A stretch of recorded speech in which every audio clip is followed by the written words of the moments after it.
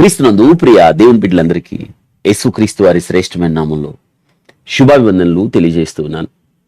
మొదటి సమూయేలు గ్రంథం 17వ అధ్యాయం 47వ వచనం. యుద్ధము యెహోవాదే. ఇది దావీదు యొక్క యుద్ధ నినాదం. ప్రతి యుద్ధానికి ఒక నినాదం ఉంటుంది కదా. ప్రతి యుద్ధానికి ఒక పేరు ఉంటుంది. మొదటి ప్రపంచ యుద్ధం, రెండో ప్రపంచ యుద్ధం. మనం చరిత్రలో చూస్తే పానిపట్టు యుద్ధాలు, మహాసంగ్రామాలు జరిగాయి చరిత్రలో. కనోజ్ యుద్ధం అని, బక్సార్ యుద్ధం అని, పానిపట్టు యుద్ధాలు. ప్రతి యుద్ధానికి ఒక పేరు ఉంటుంది. ప్రతి యుద్ధానికి ఒక నినాదం ఉంటుంది. ప్రతి యుద్ధానికి ఒక కారణం ఉంటుంది. దావీదు యుద్ధం చేస్తున్నాడు ఇప్పుడు. ఆ యుద్ధం ఏమిటంటే యెహోవా యుద్ధం. అసలు దావీదు ఎవరో తెలుసా? యెహోవా యుద్ధములు చేయువాడు దావీదు. దేవుని పక్షముగా యుద్ధాలు చేయువాడు. ఎంత గొప్ప ఆధిక్యత! దేవుని సాక్ష్యం దావీదు గురించి అపోస్తుల కార్యాలు 13వ అధ్యాయం 22వ వచనాన్ని మనం చూసినప్పుడు దావీదు గురించి దేవుడు చెప్పిన మాటలు చాలా రమ్యమైనవి. నా చిత్తానుసారుడైన మనుష్యుడు నా ఉద్దేశాలు నెరవేర్చువాడు అని. యెహోవా యుద్ధం, యెహోవాయే, యెహోవా యుద్ధము యెహోవాదే. మన జీవితాల్లో కూడా చాలాసార్లు ఈ నినాదాన్ని వాడతాం. పరిశుద్ధ గ్రంథంలో అనేక సంఘటనల్లో ఈ మాట తరచుగా వాడబడింది. మీరు కాదు, యెహోవాయే యుద్ధం చేస్తాడు మీ పక్షాన. మీ పక్షమున యెహోవా యుద్ధము చేయును. అనేక సంఘటనలు మనం పరిశుద్ధ గ్రంథంలో చూడగలుగుతాం. హిజ్కియా అష్షూరు వారు చుట్టుముట్టినప్పుడు హిజ్కియా దేవునికి మొరపెట్టినప్పుడు, మీరు కాదు, యెహోవా మీ పక్షమున యుద్ధము చేయను అనే మాట చూస్తాం మనం. అదే రీతిగా యెహోషాపాతు జీవితంలో కూడా దేవుడే యుద్ధమును జరిగించాను, మీరు కాదు, మీరు కాదు, దేవుడే యుద్ధమును జరిగించును. ఈ సంఘటన ఎర్ర సముద్రం దగ్గర ఒక సన్నివేశం. విడిచిపెట్టి ఫరో ఇశ్రాయేలీల సైన్యాన్ని మళ్ళీ తరిమాడు 600 రథాలతో. ఇశ్రాయేలీలు ఎర్ర సముద్రం దగ్గర ఆగారు. పిహాహీరోతు అనే ప్రాంతం దగ్గర ఆగారు వాళ్ళు.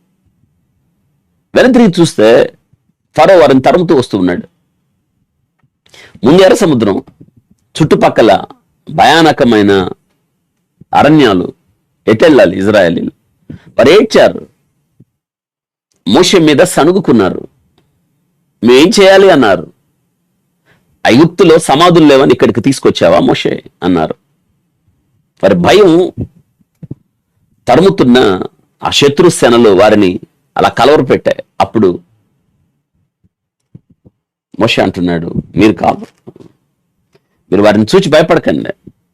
నేటి దినాన మీరు చూస్తున్న ఫరోని మీరు ఎప్పుడు చూడరు. మీరు ఊరికి నిలిచి యెహోవా అనుగ్రహించు రక్షణను చూడి. మీరు ఊరికి నిలిచి యుద్ధం యెహోవా చేస్తాడు. మనం చాలాసార్లు మనం దేవుణ్ణి ఇలా అడుగుతాం. ఏమనంటే, ప్రభా నా వల్ల కాదు, నేను చేయలేను, నేను పోరాడలేను, నీవే యుద్ధం చేయ ప్రభా అని అడుగుతాం మనం కదా. అడగాలి కూడా. అంటే మన బలహీనతను మనం ఒప్పుకున్నట్టే కదా, దేవుని మీద ఆధారపడినట్టే కదా, దేవుని నుండి సహాయం కోరుతున్నట్టే కదా. విస్తారమైన సైన్యముతో యుద్ధం చేయడానికి మాకు బలం ఎక్కడిది? మాకు మా దిక్కు నువ్వే. ఇంత విస్తారమైన సైన్యముతో యుద్ధం చేయడానికి మాకు బలం ఎక్కడి నుంచి వస్తుంది ఓ దేవా అని అదినా హిజ్కియా ప్రార్థన ఎంత రమ్యమైంది. మా దిక్కు నువ్వే. ఇలాంటి ప్రార్థనే యెహోషాపాతు చేస్తాడు. ఇలాంటి ప్రార్థనే ఆస కూడా చేస్తాడు. యూదారాజు అయిన ఆస కూడా యుద్ధంలో దేవుని మీద ఆధారపడ్డాడు. దేవుడి విజయం ఇచ్చాడు. మన జీవితాల్లో కూడా మనం అడుగుతాం, ప్రభా నువ్వు నా పక్షాన యుద్ధం చేయ ప్రభా. చేస్తాడు, ఖచ్చితంగా చేస్తాడు, నీ పక్షాన చేస్తాడు. అయితే నువ్వు చెప్పినంత మాత్రాన ఆయన యుద్ధం చేయడు. అయితే ఆయన మన పక్షాన యుద్ధం చేయాలంటే ఏం చేయాలి? యుద్ధము యెహోవాదే అని నీవు చెప్పావు కదా. అయితే ఆయన నీ విషయంలో జోక్యం చేసుకొని నీవు కోరుకున్నట్లుగా ప్రభు నీ పక్షాన యుద్ధం చేయాలంటే మనం ఏం చేయాలి? ఈ శ్రేష్టమైన పాఠాలు మనం నేర్చుకోవాలి. మనం చాలా సార్లు ప్రార్థన చేస్తాం, ప్రభా నువ్వు సహాయం చేయి ప్రభా. నువ్వే కదా సహాయం చేస్తావు, సహాయం చేయడానికి నువ్వు తప్ప నాకు ఎవరున్నారు ప్రభా, మా దిక్కు నువ్వే అని వాగ్దానాలు ఎత్తిపట్టి ప్రార్థన చేస్తావు. మంచిదే, వాగ్దానాలు జ్ఞాపకం చేసుకుంటూ ప్రార్థన చేస్తావు. గత కాలంలో దేవుడు మన పూర్వీకులకు ఇటువంటి పరిస్థితుల్లో ఆయన ఎలా సహాయం చేశాడో మనం తెలుసుకొని వాటిని గుర్తు చేసుకొని మనం ప్రార్థన చేయటం మంచిదే. అయితే ఆ వాగ్దానం నీ జీవితంలో నెరవేర్చడానికి షరతులు ఉన్నాయి. మించి ఆయన మన పక్షాన జోక్యం చేసుకొని యుద్ధం చేయటానికి మనం ఏం చేయవలసిన వారమై ఉన్నాం అన్న ప్రాముఖ్యమైన విషయాన్ని మనం తెలుసుకోవాల్సిన వారమై ఉన్నాం. రాజు సౌలు, ఇటు పక్క ఇజ్రాయెల్ సైన్యం, యుద్ధం జరగాలి. కానీ అక్కడ గొల్యాతు సవాల్ చేస్తున్నాడు, మీరు ఇశ్రాయేలీలు కారా, మీకు రోషం లేదా, మీకు పౌరుషం లేదా అని అన్నాడు. మీలో ఒకడిని యుద్ధానికి పంపండి, ఫిలిస్తీన్ల పక్షాన నేను వస్తా, మీరు ఒకరిని పంపండి, అంతా యుద్ధం చేయాల్సిన అవసరం లేదు, మీరు ఒకరిని పంపండి, ఫిలిస్తీన్ల పక్షాన్ని నేను వస్తా, మేము యుద్ధం ఆడతాం. మీరు పంపిన వ్యక్తి నన్ను ఓడిస్తే మేము మీకు దోసలు అవుతాం. ఒకవేళ మీరు పంపిన వ్యక్తిని నేను ఓడిస్తే మీరు మాకు దోసలు అవ్వాలి.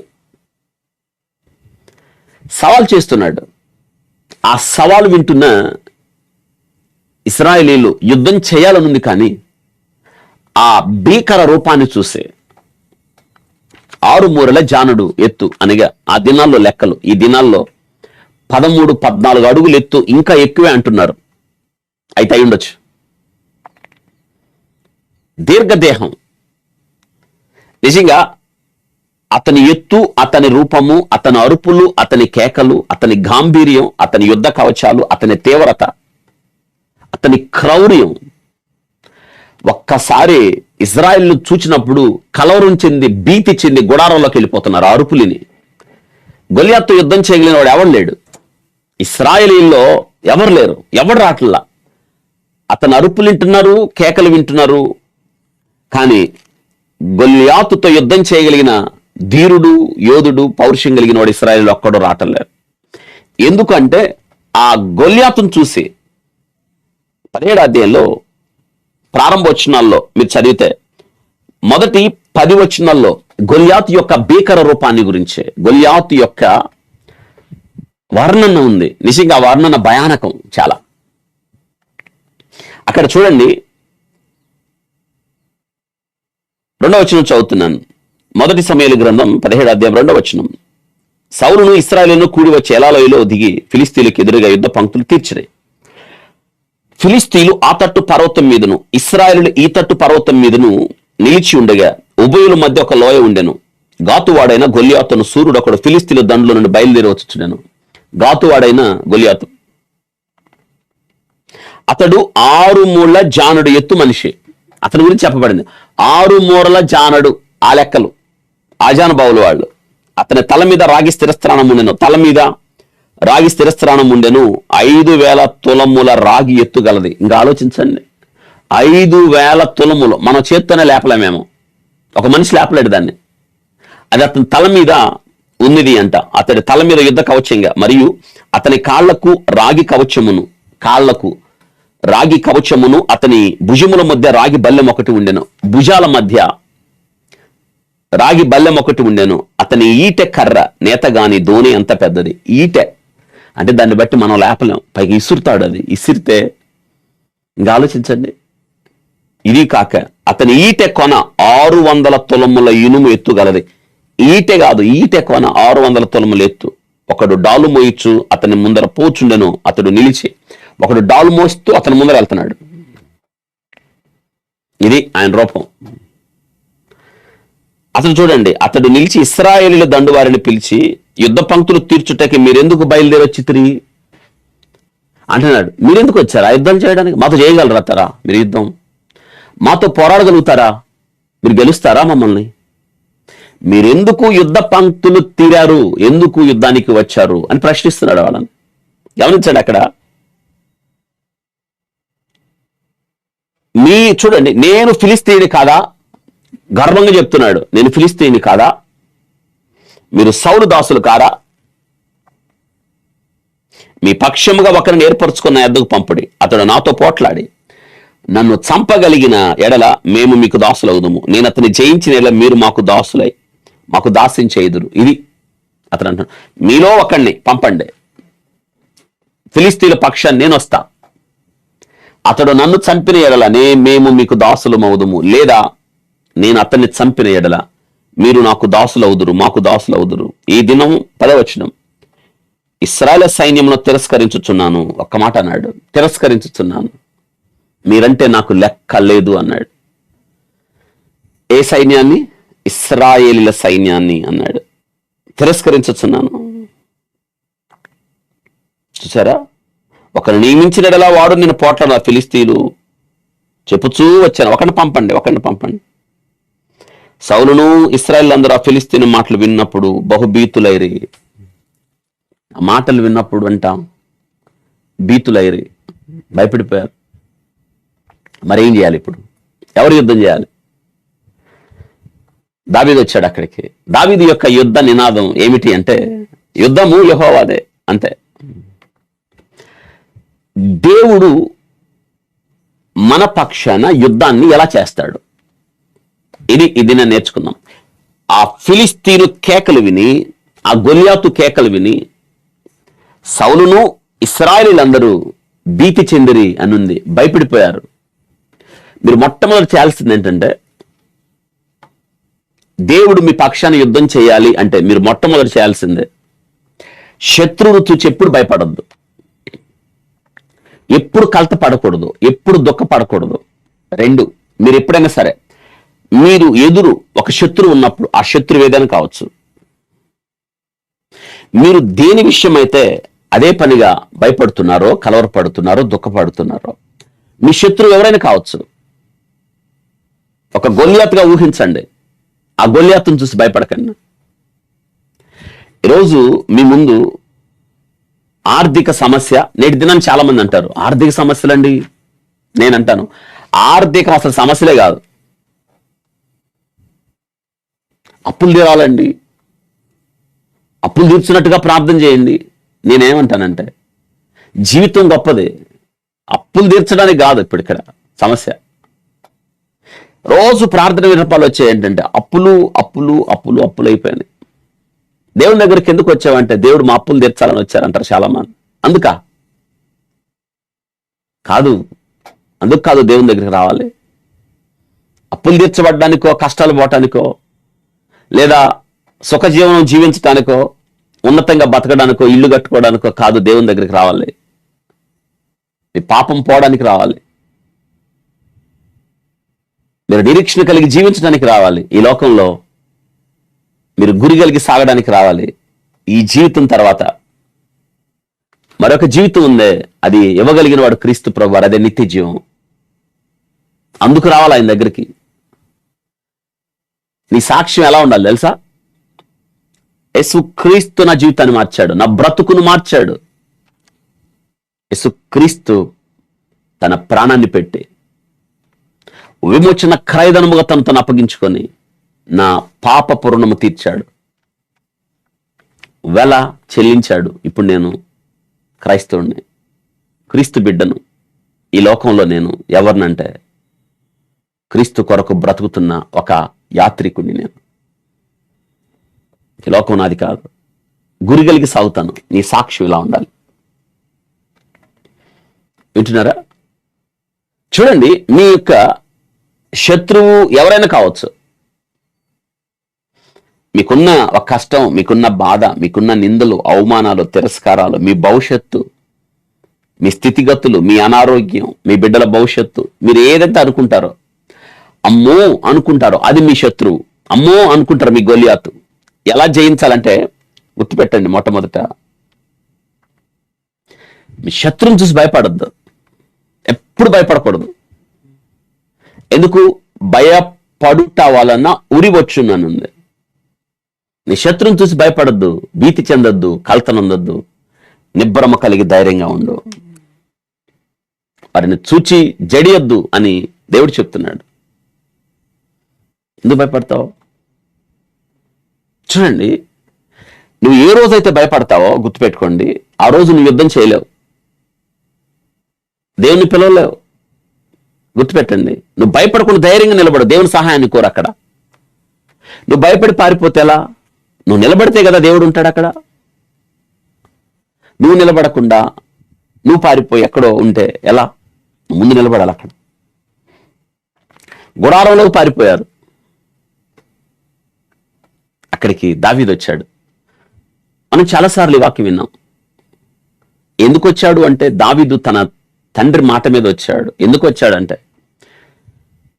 యుద్ధం ఎలా జరుగుతుంది, అన్నలు ఎలా ఉన్నారు. దావీదు అన్నలు సౌలు సైన్యంలో కొలువులు పనిచేస్తున్నారు అన్నమాట. అన్నల క్షేమ సమాచారాన్ని కనుక్కొని రమ్మని దావీదును పంపుతాడు. దావీదు వచ్చాడు అందుకు. అన్నలు ఎలా ఉన్నారో చూసిపోదాం, యుద్ధం గురించి తండ్రికి క్షేమ సమాచారం అందిద్దాం అని వచ్చాడు. వచ్చేటప్పటికి అక్కడ ఈ గొల్యాతు అరుస్తున్నాడు, కేకలేస్తున్నాడు, ఇశ్రాయేలుల సైన్యాన్ని తిరస్కరిస్తున్నాడు. పైగా నేను ఫిలిస్తీన్ని కాదా అంటున్నాడు. ఇదిన దావీదు ఎలా చెప్పగలిగాడు యుద్ధం యెహోవాదే అని? ఈ చక్కని అనుభవాలు మీ జీవితంలో కూడా మీరు ఆ మాట చెప్పడానికి మీరు కలిగి ఉండాల్సిన కొన్ని అనుభవాలు ఉన్నాయి. మీరు భయపడకండి, మీ శత్రువు ముందు మీరు ధైర్యంగా నిలబడండి అని చెప్పాను కదా. ఇప్పుడు మీరు చేయాల్సింది ఏంటో తెలుసా? దావీదు ఏం చేశాడో మీరు అలా చేయండి. ఈ అధ్యాయం అంతా చదవడం ద్వారా మీకు ఎన్నో విషయాలు తెలుస్తాయి. చిన్నతనం నుండి మనం చాలాసార్లు వాక్యం విన్నాం. ఎన్నిసార్లు దేవుని వాక్యం విన్నా ఆ సారాంశం అలాగే నిలిచి ఉంటుంది. ఎందుకో తెలుసా? ఇది జీవం కలిగిన దేవుని వాక్యం కాబట్టి. జీవం అంతకంతకు పారుతూ ఉంటుంది. ఈ జీవాన్ని ఆపడం ఎవరి తరం కాదు. పరిశుద్ధ గ్రంథాన్ని పూర్తిగా వివరించటం ఎవరి తరం కాదు, వీలు కాదు. ఎందుకో తెలుసా? ఇది జీవజలాల ప్రవాహం. ఇది ఆపటం ఎవరి తరం కాదు. అర్థమవుతుందా? ఇప్పుడు దావీదు ఏం చేశాడో మనం అలా చేయాలి. దావీదు అక్కడికి వచ్చాడు. దావీదు ఎందుకు వచ్చాడో చెప్పాను నేను. అన్నలు చూసిపోదామని వచ్చాడు, తండ్రి ఇచ్చిన ఆహార పదార్థాలు వారికి ఇవ్వాలని వచ్చాడు. కానీ దావీదు వచ్చిందేమో చూసిపోదామని. దేవుని ఉద్దేశం దావీదు జీవితంలో మరొకటి ఏంటో తెలుసా? ఆ దినాన దావీదు ద్వారా దేవుడు ఇశ్రాయేలులకి గొప్ప రక్షణ కలగజేయాలని దేవుడు ఉద్దేశం కలిగి ఉన్నాడు. చూసారా? ఏమో తెలియదు, దేవుడు నిన్ను ఎలా వాడుకోబోతున్నాడు. నువ్వు నిజంగా దేవుని మీద ఆధారపడితే, దేవుని కొరకు ఎదురు చూస్తే, ఏమో తెలియదు నిన్ను ఎలా వాడుకుంటాడు. ఖచ్చితంగా వాడుకుంటాడు. ఊహించని రీతిగా వాడుకుంటాడు. నీకు ఆశ్చర్యము కలిగే రీతిగా దేవుడు నిన్ను వాడుకుంటాడు. నువ్వు ఆయన కొరకు ఎదురు చూస్తే, ఆయన మీద ఆనుకుంటే, ప్రభు చిత్తానికి సమర్పించుకుంటే, ఆయన బలిష్టమైన చేతి కింద దీన మనస్కులై నువ్వు ఉండగలిగితే దేవుడు వాడుకుంటాడు. ఇప్పుడు దావీదు ఏం చేశాడు తెలుసా? వచ్చాడు కదా అక్కడికి. 23వ వచనాన్ని చూస్తే అక్కడ అతడు వారితో మాట్లాడుచుండగా గాతు ఫిలిస్తీయుల గొల్యాతు అను సూర్యుడు ఫిలిస్తీయుల సైన్యం నుండి వచ్చి పై చెప్పిన మాటలు చొప్పున పలకగా దావీదు వినెను. దావీదంట విన్నాడు. దావీదు మాట్లాడుతున్నాడు. అన్నలు ఎలా ఉంది, యుద్ధం ఎలా జరుగుతుంది, ఏంటి సంగతులను మాట్లాడుతున్నప్పుడు దావీదు చెవికి మళ్ళీ 40 దినాల నుండి మాట్లాడుతున్నాడు కదా, చివరి రోజు మళ్ళీ మాట్లాడుతున్నాడు. 40వ రోజు, నేను ఫిలిస్తీన్ని కాదా, మీరు ఇశ్రాయేలీయులు కారా, రండి, మీలో ఒకటి రండి, పోరాటం చేద్దాం. నన్ను చంపగలిగిన ఎడల నేను మీకు దాసులు అవుతాం, లేదా మీరు పంపిన వ్యక్తిని నేను చంపగలిగిన ఎడల మీరు మాకు దాసులు అవుతారు. నేను ఫిలిస్తీని కాదా అంటున్నాడు. ఈ దినం నేను ఇశ్రాయేలుల సైన్యమును నేను తిరస్కరిస్తున్నాను. దావీదు విన్నాడండి. జీవితంలో నువ్వు చేయాల్సిన పని ఏంటో తెలుసా? ముందు శత్రువుని చూసావు, ఇప్పుడు విను జాగ్రత్తగా. యుద్ధరంగంలో నీ కళ్ళు నీ చెవులు రెండు పనిచేయాలి. మళ్ళీ జ్ఞాపకం చేస్తాను. దేవుడు నీ పక్షాన యుద్ధం చేయాలి అంటే ఏం చేయాలి? యుద్ధ రంగంలోకి వచ్చావు, నీ శత్రువు ముందు నిలబడ్డావు. ఇప్పుడు తీక్షణంగా నీ కళ్ళు, నీ చెవులు రెండు పనిచేయాలి. దావీదు వాడి మొదట వాడి కేకలు, వాడి చెవులు విన్నాడు, వాడి కేకలు విన్నాడు, వాడి అరుపులు విన్నాడు. వినేను ఇదినా నీవు యుద్ధ రంగంలో ఉన్నావు కదా, ముందు నీ శత్రువు ఏం మాట్లాడుతున్నాడు విను. ఇది మీరు జ్ఞాపకం చేసుకోవాలి. ఇప్పుడు గొలియాత్ ఏం మాట్లాడుతున్నాడు తెలుసా? మీరు యుద్ధము నాకు ఎందుకు బారులు తీరొచ్చారు? మీరు మమ్మల్ని గెలవగలరా? అది ఎలా సాధ్యమైంది? చూసారా ఎంత తృణీకరిస్తున్నాడు ఇశ్రాయేలీయులు. మీరు సౌలు దాసులు కారా, నేను ఫిలిస్తీని కాదా అనగా తన గొప్పతనాన్ని చెప్తున్నాడు. దావీదు వింటున్నాడు. ఇక్కడ ఇంకొక విషయం తెలుసుకోవాలి. అనుదిన జీవితంలో కూడా గొలియాతు మనల్ని సవాల్ విసురుతా ఉంటాడు. జాగ్రత్తగా వినాలి మనం. నీ శత్రువు గొలియాతు ఏం మాట్లాడుతున్నాడు? ఇక్కడ గొలియాతు జాగ్రత్త వినండి. సాతాను గుర్తుగా ఉన్నాడు, అపవాది గుర్తుగా ఉన్నాడు. వాడు దేవుని బిడ్డను తిరస్కరిస్తానంటున్నాడు. అనుదినం మనం జాగ్రత్తగా వినాల్సిందేంటో తెలుసా? నీ శత్రువు ఎడల నీవు అప్రమత్తంగా ఉండాలి. వాడేం మాట్లాడుతున్నాడు విని జాగ్రత్తగా. వాడేం మాట్లాడుతున్నాడు జాగ్రత్తగా వినాలి. చాలాసార్లు మన శత్రువు మనతో ఏం మాట్లాడు తెలుసా? నువ్వు గెలవలేవు, నువ్వు పోరాడలేవు, నీ పని అయిపోయింది, నీ దగ్గర వనరులు లేవు, నీకు సహాయం చేసేవాళ్ళు ఎవరు లేరు, నీ బంధువులు ఎవరు రారు, నీ స్నేహితులు ఎవరు రారు, ఇంకా నీ పని ఇంతే అని వాడు మాట్లాడుతూ ఉన్నప్పుడు మనం నిరాశపడతాం, దుఃఖపడతాం, నిస్పృహ వెళ్తాం, ఇంకా వీలు కాదని వదిలేస్తాం, కృంగిపోతాం. నువ్వు చేతగాని వాడికి మిగిలిపోతావు. వాడేం మాట్లాడతాడు? మాట్లాడినవాడిని. దావీదు జీవితంలో కూడా ఇటువంటి అనుభవాలు ఎన్నో. దావీదు అన్నారంట, అయిపోయింది దావీదు పని. సౌలు ద్వారా తరం పడుతున్నప్పుడు, అబ్షలోము ద్వారా తరం పడుతున్నప్పుడు దావీదు గురించి అనుకున్నాడు, అయిపోయింది దావీదు పని. దావీదు తెగురులేరు, ఇప్పుడు అందరూ వదిలేశారు. ఇక దేవుని యొద్ద నుండి కూడా దావీదుకి ఏ సహాయం రాదు అనుకున్నారంట వాళ్ళు. చూసారా? ఏ సహాయము రాదు. రాదా? ఎందుకు రాదు? నీకు సహాయం వస్తుంది ఖచ్చితంగా. మనుషులు పెట్టు నిందకు భయపడకు. అపవాది మాటలు వాడు మాట్లాడుతూ ఉంటాడు. వాడు ఏం మాట్లాడతాడు విను. నువ్వు స్పందించాల్సిన సమయం ఇప్పుడు, నువ్వు యుద్ధం చేయాల్సిన సమయం. దావీదు విన్నాడు. విన్న తర్వాత దావీదు స్పందన ఎంత గొప్పదో తెలుసా? విన్నాడు, వినిన వెంటనే దావీదుకు పౌరుషం వచ్చింది. వాడు అంటాడు, నేను ఫిలిస్తీని కాదా? గొప్పతనం చెప్పుకుంటున్నాడు. అప్పుడు మనం ఏం చెప్పాలి తెలుసా? వాడు అంటాడు, నేను ఫిలిస్తీని కాదా? సాతానుడు అంటాడు, నన్ను చూసావా, నేను ఫిలిస్తీని కాదా అంటే నువ్వు చెప్పాలి, నేను క్రైస్తవుని కాదా? ఇశ్రాయేలుకి ఫిలిస్తీన్లకి ఎప్పుడు యుద్ధమే.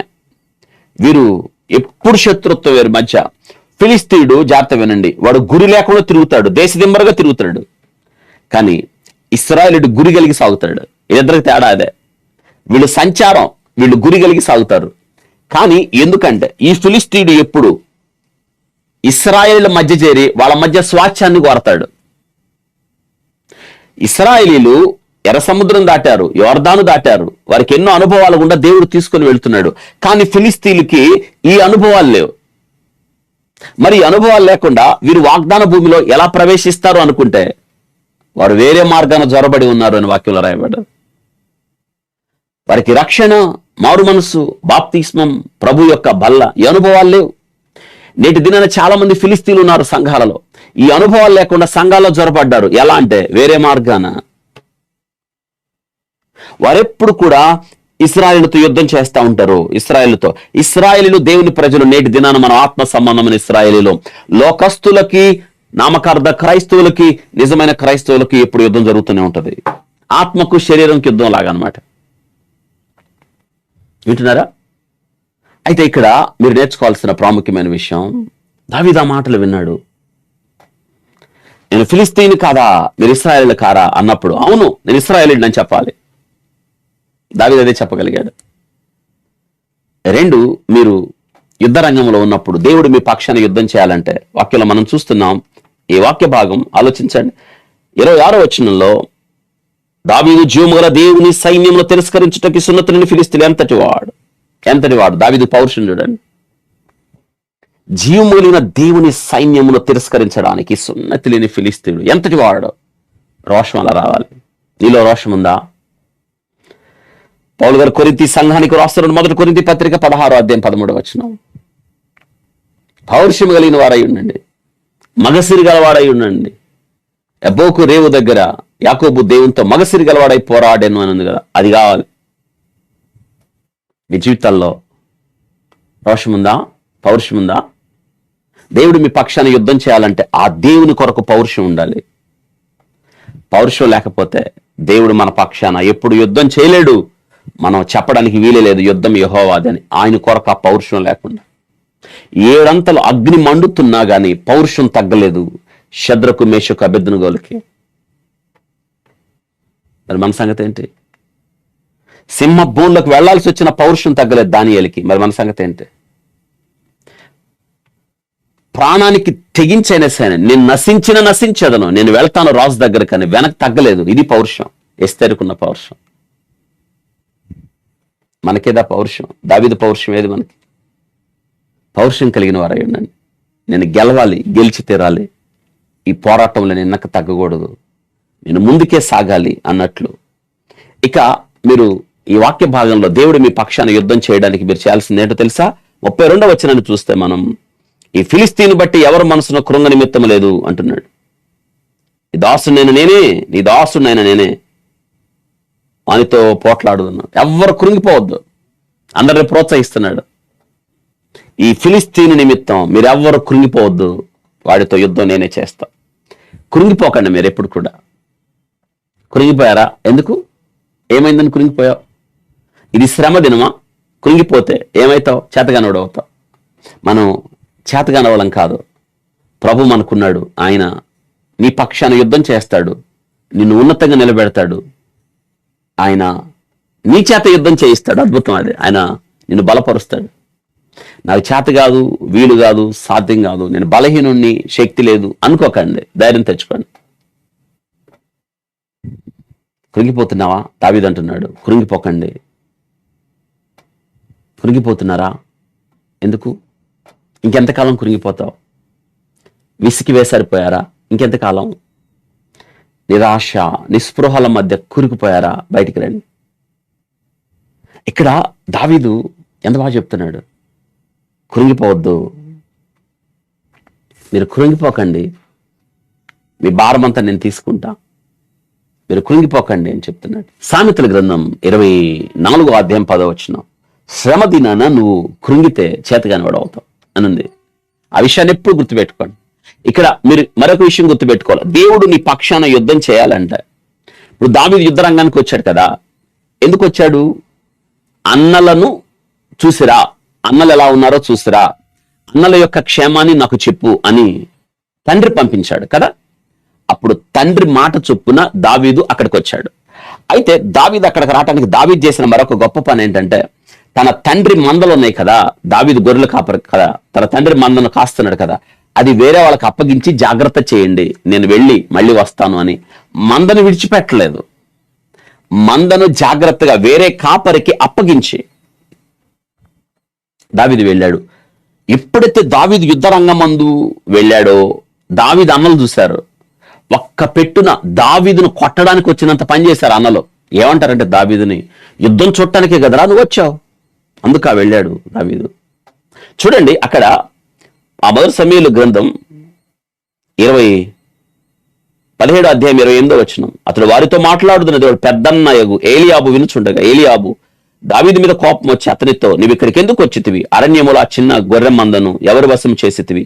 నీ గర్వమును నీ హృదయపు చెడుతనము నేను ఎరుగుదు, యుద్ధము చూచుటే కదా నీ వచ్చితివి అనెను.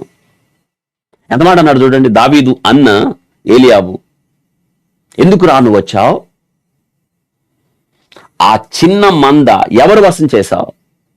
యుద్ధం చూడటానికి ఎక్కడ నువ్వు వచ్చావు అని అంటున్నాడు. నీ గర్వమును నీ అహంకార హృదయమును నేను ఎరుగుదును. ఇక్కడ నిజంగా దావీదుకి గర్వం ఉందా? అహంకార హృదయం ఉందా? అన్న దావీదు గురించి పలికిన మాటలు నిజమేనా? కానే కాదు. దేవుని చిత్తానుసారుడు దావీదు, దేవుని ఉద్దేశాలు కలిగిన వాడు. దావీదులో ఎన్నడూ ఎప్పుడు ఏ కోశాన గర్వము అహంకార హృదయము లేనేలేదు. అన్న ఎంత మాట అన్నాడు చూసారా? దీన్ని నేనేమంటానంటే, నిందలు అభ్యంతరాలు మనకి వస్తాయి, జాగ్రత్త. నిన్ను ఇప్పుడు దావీదును నిందించింది ఎవరు? సొంత అన్నే. అభ్యంతరపరిచాడు. అవాక్య భాగం మీరు చదివినప్పుడు సొంత అన్నకే అర్థం కాలేదే దావీదేంటో, మరి నీవు బయటోళ్ళకి ఎలా అర్థమవుతావు? నువ్వు కలవరు పడక. ఎవరు ఏదన్నారని, నిందించారని, దూషించారని. దావీదు చూసారా? దావీదు అలి వెళ్ళిపోలేదు అక్కడి నుంచి. దావీదు ఒక మాట చెప్పాడు, ఏంటంటే, నేనేం చేసి తిని మాట మాత్రం పలికితని చెప్పి అతని యొద్ద నుండి తొలగి. నువ్వు చేయాల్సింది అది. అతని యొద్ద నుండి తొలగి. నిన్నెవరు నిందిస్తున్నారో, ఎవరు తోలనాడుతున్నారో, ఎవరు అవమానపరుస్తున్నారో వారి యొద్ద నుండి తొలగి పక్కకి వెళ్ళిపోవాలి మనం. ఎందుకు? వాళ్ళతో పని ఏముంది మనకి? దేవునితో కదా పని. వాళ్ళ ముఖం చూడాల్సిన అవసరం ఏముంది? నువ్వు మాట మాత్రం కూడా వారికి జవాబు ఇవ్వాల్సిన పని లేదు. నిన్ను నీవు సంరక్షించుకోవాల్సిన పరిస్థితి అసలే లేదు. ధైర్యంగా ఉండొచ్చు మనం. ప్రజలు పెట్టు నిందకు భయపడకూడదు. అభ్యంతరాలు వస్తాయండి. మీరు ఎప్పుడైనా ఒక గొప్ప పని చేస్తున్నప్పుడు అభ్యంతరాలు రాకుండా ఉంటాయి. ప్రభువే చెప్పాడు, అభ్యంతరాలు రాకుండా అసంభవం అని. వస్తాయి, రానివ్వండి. అసలు అభ్యంతరాలు వస్తేనే మన పని మరింత గొప్పగా జరుగుతుందని అర్థం. అభ్యంతరాలకు భయపడకండి, నిందలకు భయపడకండి, ప్రభు వైపు చూడండి. ఏ కీలకమైన విషయంలో దావీదు మరొక పని చేశాడు. ఇక్కడ దేవుడు యుద్ధం చేయాలి నీ పక్షాన అంటే ఏం చేయాలి తెలుసా? మన జీవితాల్లో మనం తెలుసుకోవాల్సిన ప్రాముఖ్యమైన విషయం ఏంటంటే, మనం నిందించు వారి యొద్ద నుండి తొలగిపోవాలి. దావీదు తొలగిపోయాడు. దేవుడు నిన్ను వాడుకోవడానికి ఇష్టపడుతున్నాడు. ఇక్కడ చూడండి, దావీదు అన్న ఏలియాబు అన్నాడు, యుద్ధం చూడటానికి కదరా నువ్వు వచ్చావు అన్నాడు. యుద్ధం చూడటానికే, నిజమే. కానీ దేవుడు మరొక ఉద్దేశం కలిగి ఉన్నాడు, యుద్ధము చేయడానికి. 40 దినాల నుండి సతమతమవుతున్న ఇశ్రాయేలీలకి ఒక జవాబుగా దావీదును పంపించాడు. 40 దినాలుగా కృంగిపోయిన ఇశ్రాయేలీలకి ఓదార్పుగా అంటున్నాడు, మీరు కృంగిపోవాల్సిన అవసరం లేదు. వింటున్నారా? అయితే ఇక్కడ ఒక విషయం, నేనే యుద్ధం చేస్తానన్నాడు కదా దావీదు. దావీదుని ఎక్కడికి తీసుకెళ్లారు? సౌలు ముందుకు తీసుకెళ్లారు. సౌలు ముందుకు తీసుకుని వెళ్ళినప్పుడు సౌలు అన్నాడు, 33వ వచనం, సౌలు ఈ ఫిలిస్తీని ఎదుర్కొని వానితో పోట్లాడట నీకు బలం చాలదు, నీవు బాలుడివి.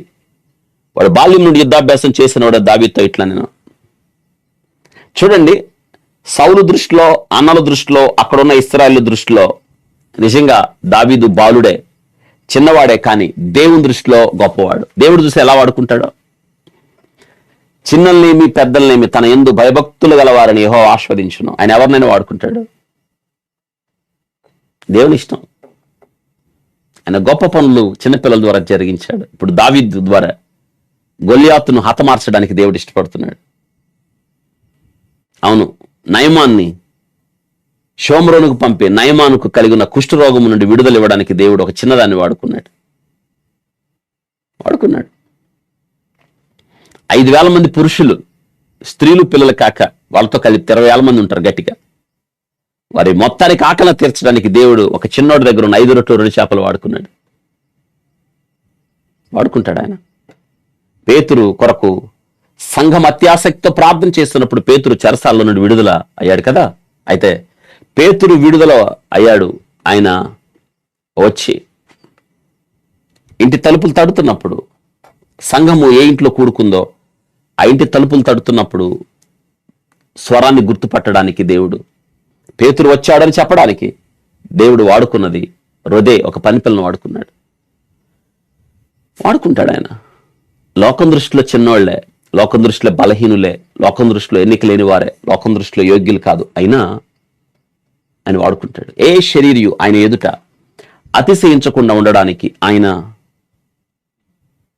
వెరివారిని ఎన్నుకున్నాడు. ఎందుకు? జ్ఞానవంతులను సిగ్గుపరచడానికి. ఆయన బలహీనలను ఎన్నుకున్నాడు. ఎందుకు? బలవంతులను సిగ్గుపరచడానికి. ఆయన లోకములో నుండి నీచులను, ఎన్నిక లేని వారిని, తృణీకరించే వారిని ఎన్నుకున్నాడు. ఎందుకంటే తనకు మహిమ రావడానికి. అర్థమవుతున్నా? సౌలు అంటున్నాడు, నువ్వు బాలుడివి. అవును, బాలుడే, కానీ దేవుని దృష్టిలో యుద్ధం చేయగలిగిన సామర్థ్యం కలిగిన వాడు. మీరు కూడా మిమ్మల్ని అన్నారా, నీకు వీలు కాదు, చేత కాదు, నీ పని అయిపోయింది, నువ్వు చేయలేవు, వెళ్ళు అన్నారా? లేదు. దేవుడు నిన్ను వాడుకోబోతున్నాడు, నీ ద్వారా పని జరిగించబోతున్నాడు. ధైర్యం తెచ్చుకోండి. వింటున్నారా? ఇప్పుడు దావీదు ఏం చేశాడు తెలుసా? దేవుని గణపరిచాడు. మీరు చేయాల్సిన అనుభవాలు ఇవన్నీ. దేవుడు యుద్ధం చేయడానికి మీరు ఏం చేయాలో చెప్తున్నాను. మిమ్మల్ని నిందించినప్పుడు, తోలనాడినప్పుడు మీరు భయపడకండి. ప్రజలు పెట్టు నిందకు భయపడద్దు, కృంగిపోవద్దు. మీరు అనేక మందిని ప్రోత్సహించే వాళ్ళు అవ్వాలి. మించి ఇక్కడ దావీదు ప్రభువును గణపరుస్తున్నాడు యుద్ధరంగం. గత కాలపు విజయాలను నెమరు వేసుకుంటున్నాడు దావీదు. గతంలో దేవుడు ఎలా నడిపించాడో, ఎలా ఉపదేశించాడో, ఎలా అద్భుత కార్యాలు జరిగించాడో గతాన్ని జ్ఞాపకం చేసుకుంటున్నాడు. మీరు ఆ పని చేయాలి. ఇప్పుడు మీ ఎదురున్న శత్రువు, మీరు జయించవలసిన శత్రువును చూసి మీరు కృంగిపోతున్నారా? అయితే మీరు చేయాల్సింది ఏంటో తెలుసా? గతానికి వెళ్ళండి. గతంలో దేవుడు చేయలేదా మీకు మేలు? గతంలో యుద్ధాలు చేయలేదా మీ పక్షాన? మేలు చేయలేదా? దేవుడు మీ పక్షాన నుండి మిమ్మల్ని నడిపించలేదా? ఉపదేశించలేదా? కీళ్ళు నుండి తప్పించలేదా? చేశాడు కదా. మరి భయం ఎలా, కలవరం ఎలా, దిగులు ఎలా, విచారం ఎలా? ఇప్పుడు దావీదు చేసిన పని ఏంటో తెలుసా? గతంలోకి వెళ్ళాడు. ఎందుకో తెలుసా? 1, దావీదు తను ప్రోత్సహించుకోవడానికి. 2, దేవుడు ఏం చేశాడో ఆ ప్రజలకు చెప్పడానికి. 3, దేవుని గణపరచడానికి. 4, ఆ దేవుడే ఇప్పుడు దావీదుతో ఉన్నాడని చెప్పడానికి. 5, ఆ రోజు విజయం ఇచ్చిన దేవుడే ఈ దినాన్ని నాకు విజయం ఇస్తాడని చెప్పడానికి. ఇన్ని కారణాలు ఉన్నాయి. అందుకే నువ్వు బాలుడివి, నీ వల్ల కాదు అని అన్నాడు. అయితే దావీదు దేవుణ్ణి ఎంతగా గణపరిచాడో తెలుసా? తన గొర్రెల కాస్తున్నప్పుడు జరిగిన సంఘటన జ్ఞాపకం చేస్తున్నాడు. ఎవరికి తెలియదు ఇంకా ఆ దావీదు అంత గొప్ప పని చేశాడని. ఏం చెప్తున్నాడు తెలుసా? చూడండి, వాక్యంలో రాయబడ్డది. అందుకు దావీదు 34వ వచనం, నేను నా తండ్రి యొక్క గొర్రెలను కాయచుండగా సింహము ఎలుకబంటి వచ్చి మందలో నుండి గొర్రెపిల్లను ఎత్తుకుని పోవచ్చుండగా నేను దాన్ని తరిమి చంపి దాని నోటి నుండి గొర్రెను విడిపించి తిని అది నా మీదకి రాగా దాని గడ్డం పట్టుకుని దాన్ని కొట్టి చంపి తిని మీ దాసుడైన నేను సింహమును ఎలుకబంటిని చంపితేనే జీవముగల దేవుని సైన్యము తిరస్కరించిన సున్నతులను ఫిలిస్తున్న వాటిలో ఒకదానిలాగా అవును అని అంటాడు. సింహము యొక్కయు ఎలుకబంటి యొక్కయు. చూడండి, సింహం యొక్క బలము నుండి ఎలుకబంటి యొక్క బలము నుండి రక్షించిన యెహోవా ఈ ఫిలిస్తీని చేతిలో నుండి కూడా నన్ను విడిపించును. ఎంత సాక్ష్యం! దేవుని గణపరుస్తున్నాడు. సింహాన్ని ఎలుకబంటిని చంపలేదా? దేవుడు చంపివ్వలేదా? అంత బలం ఇవ్వలేదా? నన్ను విడిపించలేదా? ఈ దినాన నేను సింహాన్ని చంపినట్టు, ఎలుకబంటిని చంపినట్టు వాటిలో ఒకట్లాగా అవుతాడు. సింహపు నోటి నుండి, ఎలుకబంటి నోటి నుండి తప్పించిన యెహోవా ఈ దినం ఈ సున్నతి లేని ఫిలిస్తీని చేతుల నుండి నన్ను తప్పిస్తాడు. చూసారా? మొట్టమొదట సాక్షిగా నిలబడ్డాడు. అక్కడ దేవుడు ఏం చేశాడో చెప్తున్నాడు. గత కాలంలో ఇది దావీదుకి ప్రోత్సాహం, అక్కడున్న వాళ్ళకి సాక్ష్యం, వారికి ప్రోత్సాహం, ధైర్యం. గతంలో దేవుని సన్నిధి దావీదుతో ఉందని, ఈ దినాన కూడా దేవుని సన్నిధి ఉన్నదని. పైగా గతంలో దేవుడు ఏ రీతిగా సహాయం చేశాడో ఈ దినం కూడా అటువంటి సహాయం తను పొందగలుగుతాడని దావీదు చెప్తున్నాడండి. ఎంత అద్భుతం! అంటే దావీదుకి దేవునికి ఉన్న సంబంధం మనకు అర్థమవుతుంది. వింటున్నారా? ఇది మనం తెలుసుకోవాల్సిన ప్రాముఖ్యమైన విషయం. మీరు కూడా శత్రువుని చూసి భయపడకండి. దేవుడు మీ పక్షాన యుద్ధం చేయాలంటే మీరు ఏం చేయాలి తెలుసా? ఒకసారి వెనక్కి వెళ్ళండి. ఎన్ని మేలులు, ఎన్ని ఉపకారాలు దేవుడు చేశాడు, ఎన్ని కష్టాలు తప్పించాడు, ఎన్ని బాధలు, ఎన్ని నిందలు, ఎన్ని అవమానాలు, ఎన్ని పోరాటాలు, ఎన్ని ఉపద్రవాలు అన్ని తప్పించలేదా? మీరు ధైర్యం చెప్పాలి, గత కాలంలో సహాయం చేసిన దేవుడు, గత కాలంలో నా పోరాటాలలో నాతో ఉన్న దేవుడు ఈ దినాన నాతో ఉంటాడు అని. ఇది మీరు చేయాల్సిన పని. మీ చుట్టుపక్కల వారికి మీరు ఒక సాక్షిగా ఉండాలి. వింటున్నారా? ఇక్కడ అప్పుడు అందరికి ప్రోత్సాహం వచ్చింది, ధైర్యం వచ్చింది. 38వ వచనంలో, పిమ్మట సౌలు తన యుద్ధ వస్త్రమును దావీదునకు ధరింపచేసి రాగి వస్త్రం ఒకటి అతన్ని కట్టి యుద్ధ కవచము తొడిగించను. ఈ సామాగ్రి దావీదునకు వాడుకలేదు కనుక తను తొడిగిటి వాటిపైన కత్తి కట్టుకొనక వెళ్ళగలిగినది లేదో చూచుకున్న తర్వాత దావీదు, ఇవి నాకు వాడుకలేదు. యుద్ధ కవచాలనే దావీదుకు తొడిగించారు. దావీదు అంటున్నాడు, ఇవి నాకు వాడుకలేదు. దావీదుకు వాడుకేంటో తెలుసా? దేవునితో సంబంధం, ప్రార్థన, దేవునితో ఏకాంత సమయం, దేవుని స్తుతించుట, దేవుని కీర్తించుట, దేవుని మహింపరచుట, దేవుని కొరకు సాక్షిగా జీవించుట. దావీదు వాడుక అది. మన యుద్ధంలో వాడుక ఏంటంటే ఇదే, దేవుని కలిగి ఉండడం, దేవునితో సంబంధం కలిగి ఉండడం, దేవుని స్తుతించడం, దేవుని కీర్తించడం, దేవుని మహింపరచడం, దేవునికి మహిమను ఆపాదించడం. ఇదే మన యుద్ధ నినాదం. యుద్ధము యెహోవాదే అని చెప్పాలి. అప్పుడు చెప్పగలుగుతాం మనం. ఇవి నాకు వాడుక లేదు. మనం యుద్ధంలో మనం ఏం చేస్తాం తెలుసా? ప్రభువా నువ్వు యుద్ధం చేయి ప్రభువా అంటాం, కానీ మన వాడుక మనకు ఉంటది. నువ్వు యుద్ధం చేయి ప్రభువా అంటావు, మన ఆయుధాలు మనం తీసుకుపోతాం. నువ్వు నాతో రా ప్రభువా అంటావు, మరికొద్ది మందిని వెంటేసుకొని పోతావు. దేవుని ఆశ్రయించినట్టు ఆశ్రయిస్తావు, మనుషుల దగ్గరికి పోతావు. నువ్వు నాతో ఉన్నావు అంటావు, మనుషులు రమ్మంటావు. దేవుడు ఎలా యుద్ధం చేస్తాడు కదా? నువ్వు దేవుని ఆశ్రయించినప్పుడు ఆయనతోనే కదా ఉండాలి. దావీదు చూసారా? దేవుడే నాతో ఉన్నప్పుడు ఇవి నాకెందుకు, ఇవి నాకు వాడుక లేదు. నా వాడుక ఏంటంటే దేవుణ్ణి కలిగి ఉండడం. పరిశుద్ధ గ్రంథంలో మనం వాడుక చొప్పున అని చదువుతాం. యేసుక్రీస్తు తన వాడుక చొప్పున దేవాలయంలోకి వెళ్ళడం, వాడుక చొప్పున ఏకాంతంగా ఆయన కొండ మీదకి వెళ్ళి ప్రార్థన చేయడం, తన వాడుక చొప్పున ధర్మశాస్త్ర గ్రంథాన్ని చదవడం, వాడుకలు అవన్నీ. ఈరోజు నీ వాడుకేంటి? మీకే తెలియాలి నీ వాడుకేంటో. ఇది మనం తెలుసుకోవాల్సిన ప్రాముఖ్యమైన విషయం. అప్పుడు చూడండి, సౌలు ఏమన్నాడో 37వ వచనంలో, యెహోవా నీకు తోడుగా ఉండును గాక అన్నాడు. దేవుడు నీకు తోడుగా ఉంటాడు. ఇప్పుడు వెళ్ళాడు దావీదు, యుద్ధ రంగానికి వెళ్ళాడు. దావీదు వెళ్ళినప్పుడు దావీదును చూసి వాడికి ఒక రకంగా హేళనగా ఎగతాళి కనిపించింది. కర్ర తీసుకొని వస్తున్నావు, నేను కుక్కనా అన్నాడు. నా దగ్గరికి రమ్ము చూడండి అంటున్నాడు. కుక్కనా అన్నప్పుడు దావీదునంట తన దేవతల పేరట శపించాడు అని రాయబడింది 43వ వచనంలో. తన దేవతల పేరట శపించాడు. దావీదుకి ఎవరి నామం ఉంది? యెహోవా నామం. యెహోవా నామం బలమైన దుర్గం కదా. ఇక్కడ చూడండి, దగ్గరికి రమ్ము, నీ మాంసమును ఆకాశ పక్షులు భూమికి ఇచ్చివేతును. ఫిలిష్తీయుడు దావీదుతో అన్నాడు, దగ్గరికి రా, నిన్ను ముక్కలు ముక్కలుగా చేసి నీ మాంసాన్ని ఆకాశ పక్షులకు వేస్తానన్నాడు. 45వ వచనంలో దావీదు అసలు విషయం చెప్పాడు. నీవు కత్తియు ఈటయు బల్లెమును ధరించుకొని నా మీదకి వచ్చుచున్నావు. అయితే నీవు తిరస్కరించిన ఇశ్రాయేలు సైన్యములకు యెహోవా పేరట నేను నీ మీదకి వచ్చుచున్నాను. నువ్వు తిరస్కరించావే, అదే దావీదును అంత పౌరుషం తెచ్చింది. నీవు తిరస్కరించిన ఇశ్రాయేల్ దేవుడైన యెహోవా పేరట నీ మీదకి ఎవరి పేరట? ఆ దావీదు ఎవరి పేరట యుద్ధం చేస్తున్నాడు? యెహోవా పేరట. ఒక మాట అన్నాడు, ఈ దినం యెహోవా నిన్ను నా చేతికి అప్పగించును. విశ్వాసం చూడండి, విశ్వాసాన్ని సాధకం చేసుకోవాలి మీరు కూడా. నేను నిన్ను చంపి నీ తలను తెగబెత్తును. ఇశ్రాయేల్లో దేవుడున్నాడు లోక నివాసం తెలుసుకున్నట్లు నేను ఈ దినమున ఫిలిష్తీయుల యొక్క కళేబరం ఆకాశమున భూమికి ఎత్తును. అప్పుడు యెహోవా కత్తి చేతను ఈటి చేతను రక్షించబడు కాదని దండు వారందరూ తెలుసుకున్నట్లు యుద్ధము యెహోవాదే అని ఆయన నిన్ను మా చేతికి అప్పగించును అంటున్నాడు. చూసారా? ఇశ్రాయేల్లో దేవుడు నా లోక నివాసులను తెలుసుకున్నట్లు ఈ దినం యెహోవా పేరట నీ మీదకి వస్తా. యెహోవా కత్తి చేతను ఈటి చేతను రక్షించేవాడు కాదని. ఎంత విశ్వాస పాఠాలు ఉన్నాయి. ఆయన నువ్వు కలిగి ఉంటే చాలు. ఇశ్రాయేలులో దేవుడు ఉన్నాడని లోక నివాసులు అందరూ తెలుసుకున్నట్లు అని అంటున్నాడు.